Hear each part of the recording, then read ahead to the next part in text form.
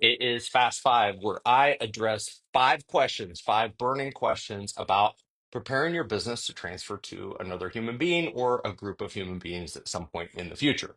Now, historically, I've tried to do these in 2 minutes or less.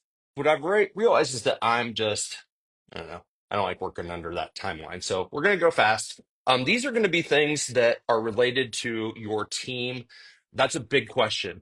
When somebody is thinking about exiting their business, when do we start to get the team involved? Because your ball is going to, or your attention is going to move over to this other ball. This ball is selling your company, talking to prospective buyers, talking to your M&A advisor, like all these things. So we're going to talk through five questions related to that process. So the first one is, when should owners tell their team about exit plans? That's kind of a two-part question. Some owners will tell their team, core team members that have to know. So let's say your CFO, your personal assistant, like those people probably need to know sooner rather than later, because they're going to see that your activity has changed. They're going to see that you're focusing on things that are not related to the business, operations day to day. Now, let's say you run a factory, okay, and you've got a bunch of frontline workers that are in that factory. Those people may find out closing or after closing. And we have seen those things happen, or they may find out a couple days ahead of time. But the number one thing is that the cat will probably start getting out of the bag. Your behavior will change as the leader of the company. You're going to have meetings you don't typically have.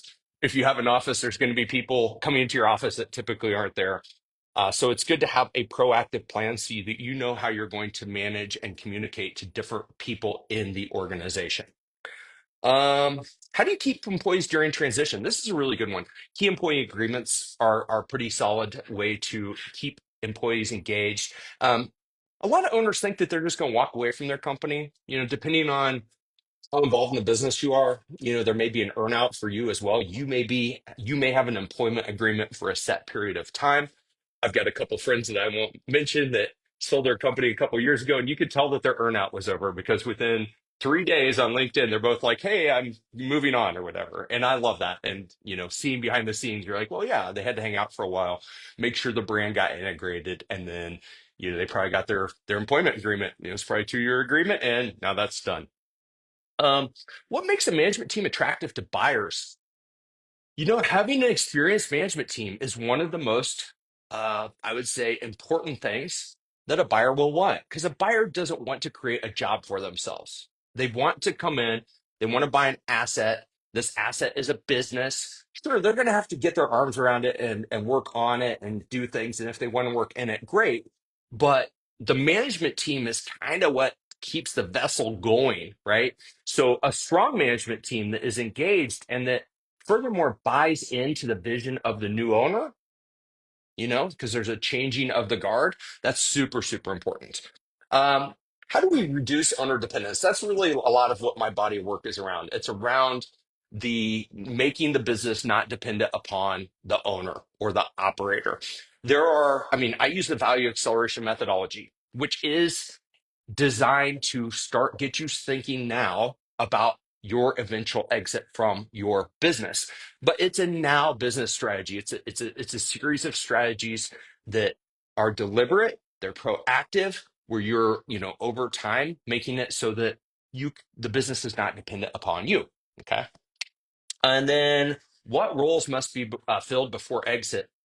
I don't like to say what roles must be filled. What I must say is what roles that, when they disappear because of an exit, are not going to be detrimental or reduce the value of the company, right? So the owner, and let's say you've got a business partner who runs operations, great. You two go away. Does the business significantly go backwards, right? And if the answer is yes to that, we need to figure out those roles beforehand. You need to figure out how to replace yourself. You need to figure out how to replace that head of operations or those key employees, because that business owner doesn't want to go backwards when you leave, and anybody who's in the ownership group. So we need to make sure that those roles are filled. They're filled with A players and or people that could be A players. And this is what makes it so that you have a business that is and can be transferable. And that's the number one thing that these buyers want. They want a business that is not dependent around any one employee, owner, partner, etc. So there you go. It's Friday. I hope you got some benefit out of this, and I'll see you next week.